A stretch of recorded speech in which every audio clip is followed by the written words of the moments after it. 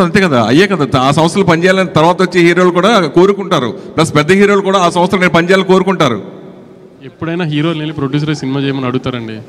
హీరోలు అడుగుతారు, ఆ సంస్థలు నేను పనిచేయాలని కోరుకుంటారు, చాలా మంది కోరుకుంటారు. కోరుకుంటూ ఉండొచ్చు, కానీ ముందు ప్రొడ్యూసర్ అడిగితే అప్పుడు వాళ్ళకి నచ్చితే వాళ్ళు చేస్తానంటారు. అది అలాగే హీరో చూస్ చేసుకుంటారు. నేను ఆ ప్రొడక్షన్ హౌస్లో పనిచేయాలని కూడా హీరోలు కూడా అనుకున్న సందర్భం ఉంటాయి, డైరెక్టర్ కూడా అనుకుంటారు, అలాగే డైరెక్టర్లతో కూడా హీరోలు చేయాలనుకుంటారు. అలా జరుగుతూ ఉంటుంది. ఇప్పటి నుంచి వెళ్ళానని మీరు అనుకుంటే వెరీ హ్యాపీ. సరే, రిసెప్ట్ వరుసగా అన్ని కేజీ ప్రాజెక్టులు టప చేయడం గురించి దాని గురించి ఏం చెప్తారు? ఈ రోజు మార్నింగ్ కూడా అనౌన్స్మెంట్ ప్లాన్గా టపటప చేయాలని కదండి, అనుకున్నవి ఏ టైంకి ఆ టైంకి అలైన్ అవుతాయి. అలా ఇప్పుడు గౌతమ్ ఇది ఇలా టైం 2 years పడుతున్నాను అనుకోలేదు, ఈ టైంకి ఇలా రిలీజ్కి వస్తుంది అని. సో షూట్ స్టార్ట్ చేసుకునే ప్లాన్ ప్రకారం స్టార్ట్ చేసుకున్నాం, కానీ రిలీజ్ మన చేతుల్లో ఉండదు కదా. ఇది కూడా 3 రిలీజ్ డేట్లు మారాం యాక్చువల్లీ. సో ఏది మన చేతుల్లో లేని ఏం చేస్తాం, అవి మనం డిఫైన్ చేయలేని కదా కొన్ని. విజయ్ గారు వరుసగా మన సక్సెస్ ఫెయిల్యూర్ మన చేతిలో ఉండేది కాదు, అది అందరికీ మనకు తెలుస్తుంది. అయితే మీరు నటుడిగా ఈ సినిమాకి ఒక పై మెట్టు ఎక్కిన పెర్ఫార్మెన్సే మాకు కనిపిస్తుంది, ట్రైలర్లో కానీ సాంగ్స్ కానీ. ఆ రకంగా చెప్తే ఏం చెప్తారు మీరు?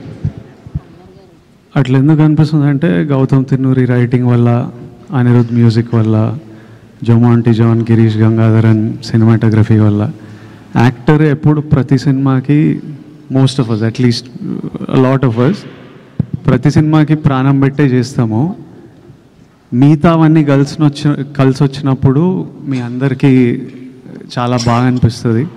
ఎక్కడన్నా అది మిస్ అయితే సరిగ్గా చేయలే అనిపిస్తుంది, బాగా అనిపించదు. So if you all are feeling the impact, it's because of the team that I have with మీ.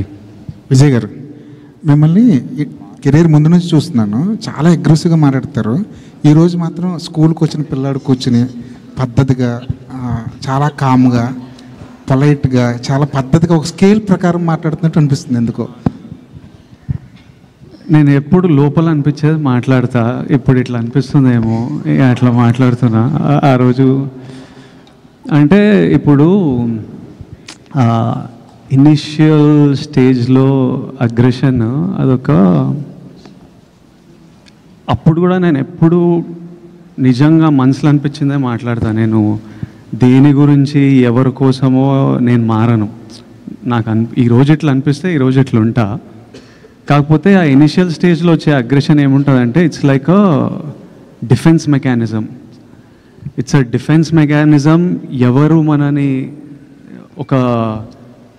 ఒక ఫియర్, ఇన్సెక్యూరిటీ, డిఫెన్స్, నన్ను నేను ప్రొటెక్ట్ చేసుకోవాలి.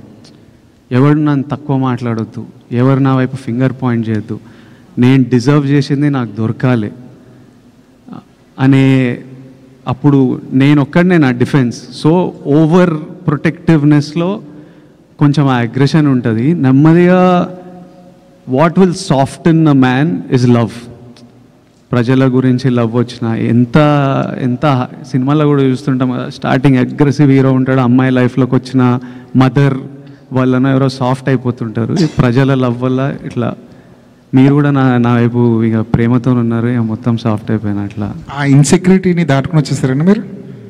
ఆ ఫియర్ పోయింది. ఇంకా ఫియర్ అంటే ఎవరు ఏం చేస్తారు, మనని ఎవరు ఎట్లా మ్యానిపులేట్ చేస్తున్నారు, ఈ ఫియర్లు ఇనిషియల్ స్టేజ్లు ఉంటాయి. మనకు ఎవరు లేరు కదా మనకు సపోర్ట్ చేయడానికి. సో అది ఉంటుంది 100%.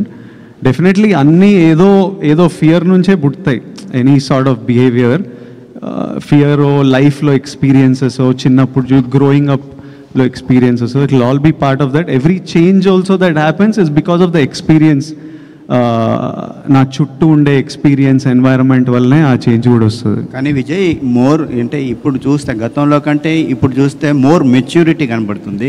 వయసు అవుతుంది కదా, పెద్దోడిని అవుతున్నాయి అంటే కాదు, ప్రజల్లో ఉన్నావు కదా, అమ్మాయిలో కూడా ఉండొచ్చా? ఏంటి ప్రజల్లో అమ్మాయిలో కూడా ఉండొచ్చా? ఈ ప్రజల అమ్మాయిల్లో నేను చిన్నప్పటి నుంచి చూస్తున్నా. అంతేనా? కాలేజ్ అప్పటి నుంచి గట్టిగా చూస్తున్నా. విజయ్, ఈ మెచ్యూరిటీకి గత అనుభవాలు కారణమా, లేకపోతే ఈ క్యారెక్టర్ వల్ల ఏమన్నా చేంజ్ ఓవర్ వచ్చిందా? సారీ, ఈ సినిమాలో క్యారెక్టర్ వల్ల ఏమన్నా చేంజ్, మెచ్యూరిటీ ఏమన్నా వచ్చిందా, లేకపోతే గత అనుభవాలను దృష్టిలో పెట్టుకొని ఏమన్నా? లైఫ్ నేర్పిస్తుంది అన్ని. మొన్న హాలీవుడ్ రిపోర్టర్కి ఇంటర్వ్యూ ఇచ్చారు కదా, నెపోటిజం అని, దానిపైన ఏంటి అంటే మీ ఒపీనియన్ ఏంటి అసలు దానిపైన? నేనేం చెప్పినా ఒకసారి చెప్తారా? గుర్తు